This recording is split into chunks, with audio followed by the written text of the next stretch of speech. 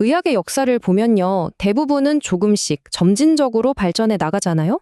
그런데 가끔은 정말 모든 걸 한순간에 뒤엎어버리는 거대한 혁명이 일어나기도 합니다. 오늘 우리가 떠나볼 곳이 바로 그런 시대, 중국의 금원 시대입니다. 자, 시작부터 좀 도발적인 질문을 던져볼게요. 만약에 말이죠, 우리가 오랫동안 이게 정답이다 하고 굳게 믿고 따르던 의학 지식이 사실은 병을 고치는 게 아니라 사람들을 더 아프게 만들고 있다면 어떻게 해야 할까요? 이 질문에 대한 답을 한번 찾아가 보죠. 우선 이 놀라운 혁명이 왜 하필 그때 일어났는지 그 시대적 배경부터 살펴볼 거고요. 당시 의학계를 그야말로 공포에 떨게 했던 심각한 위기는 뭐였는지 파헤쳐 볼 겁니다. 그리고 이 위기에 맞서서 나타난 4명의 천재적인 혁신가들, 또 그들이 내놓은 각기 다른 해법들, 그리고 이 모든 게 오늘날 우리에게 어떤 의미를 갖는지 차근차근 짚어보겠습니다.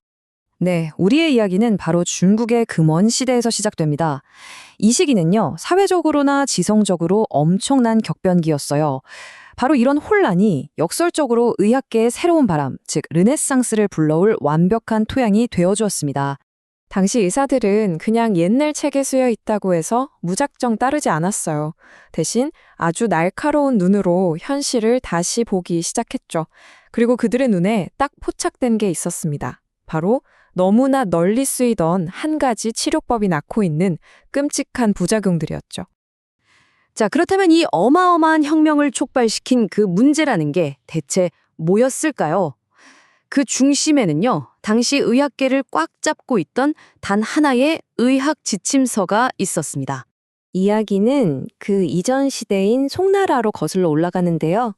당시 정부가 화제국방이라는 공식 처방집을 만들어서 전국에 쫙 배포를 합니다. 이게 말하자면 국가 공인 정답지가 된 거예요. 모든 의사들은 이 책대로만 처방해야 했죠. 그런데 문제가 있었어요. 이 책에 실린 처방들이 대부분 한쪽으로 너무 치우쳐 있었다는 겁니다. 그게 뭐냐면 바로 몸을 덮이고 말리는 소위 말하는 온조 처방이었어요. 바로 이 지점에서 재앙이 시작된 겁니다. 의사들은 감기든 소화불량이든 무슨 병이든 가리지 않고 이 덮이고 말리는 약을 정답처럼 처방한 거죠. 그 결과요? 수많은 환자들이 낫기는커녕 오히려 엉뚱한 부작용으로 엄청난 고통을 받기 시작했습니다. 이건 정말 더 이상은 안 되는 상황이었어요. 절실하게 변화가 필요했던 겁니다. 자, 이제 본격적으로 한번 들어가 볼까요? 바로 이 위기의 순간에 오늘날 우리가 금원 4대가라고 부르는 4명의 위대한 의학자들이 혜성처럼 등장합니다. 바로 이 4명의 인물들입니다. 이 표를 보시면 정말 재밌는 게요. 이들은 모두 똑같이 온조 처방의 문제점을 봤거든요. 그런데 병의 원인을 진단하고 풀어가는 방식은 완전히 달랐다는 거예요.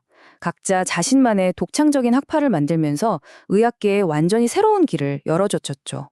그럼 지금부터 하나의 문제를 놓고 이 4명의 천재들이 내놓은 각기 다른 정말 흥미로운 해법들을 하나씩 파헤쳐보겠습니다. 첫 번째 혁신가, 유완소입니다. 이 사람은 마치 불을 끄는 소방수 같았어요. 온조 처방이 일으킨 뜨거운 문제에 정면으로 맞서서 차가운 해법을 제시했거든요. 바로 차고 서늘한 약을 써서 열을 끄는 한량파를 창시한 겁니다. 그의 핵심 이론은 이거였어요. 대부분의 병은 몸이 차가워서 생기는 게 아니라 몸 안에 불필요한 열이 너무 많아서 생긴다.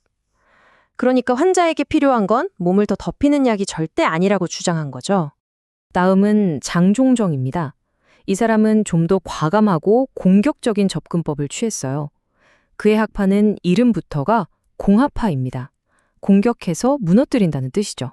그는 병의 원인, 즉 병사를 몸 안에 두고 어설프게 관리하면 안 된다고 생각했어요.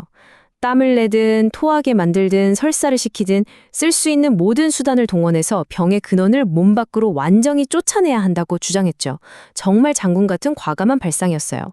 반면에 이고는 병을 전혀 다른 시각으로 봤습니다. 그에게 건강의 핵심은 외부의 적을 물리치는 게 아니라 내부의 힘을 기르는 것이었어요. 그래서 그의 학파는 보토파입니다. 내부를 보강한다는 거죠. 그는 병의 원인을 밖에 아니라 안에서 찾았습니다. 수많은 질병이 사실 외부의 침입 때문이 아니라 우리 몸의 에너지 발전소인 소화기관이 약해져서 생긴다고 본 거예요. 따라서 치료의 핵심은 공격이 아니라 무너진 내부를 튼튼하게 다시 세우는 보강이어야 한다고 봤습니다. 자, 마지막으로 주진형입니다. 이 사람은 우리 몸의 근본적인 불균형에 주목했어요. 특히 우리 몸을 촉촉하게 유지하고 열을 식혀주는 필수적인 액체, 이걸 음이라고 하는데요. 이 음이 마르는 현상을 문제 삼았습니다. 그는 과로나 스트레스 같은 것들이 우리 몸의 진액을 말려버린다고 봤어요. 비유하자면 엔진 오일이 부족한 자동차 같은 거죠. 몸이 건조해지고 과열되면서 온갖 병이 생긴다고 설명했습니다. 그래서 치료는 부족해진 진액을 다시 채워주는 것이어야 했죠. 자, 이렇게 네 가지 정말 서로 다른 이론들이 등장했는데 이게 과연 의학 역사에 어떤 궁극적인 영향을 미쳤을까요? 금원 사대가는요. 의학에는 단 하나의 정답만 있다는 그 획일적이고 독단적인 생각을 말 그대로 산산조각 내버렸습니다. 그리고 바로 여기에 그들의 가장 위대한 유산이 있습니다. 바로 의료의 패러다임을 하나의 정답에서 환자 개개인에게 맞는 다양한 해법으로 완전히 바꿔놓았다는 점이죠. 이게 바로 오늘날 우리가 너무나 당연하게 생각하는 맞춤형 치료의 위대한 시작이었습니다. 금원 시대의 이야기는 오늘 우리에게도 중요한 질문을 던지는 것 같아요.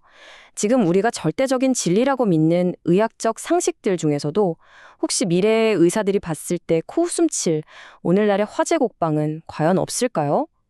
한 번쯤 생각해 볼 문제인 것 같습니다. 들어주셔서 감사합니다.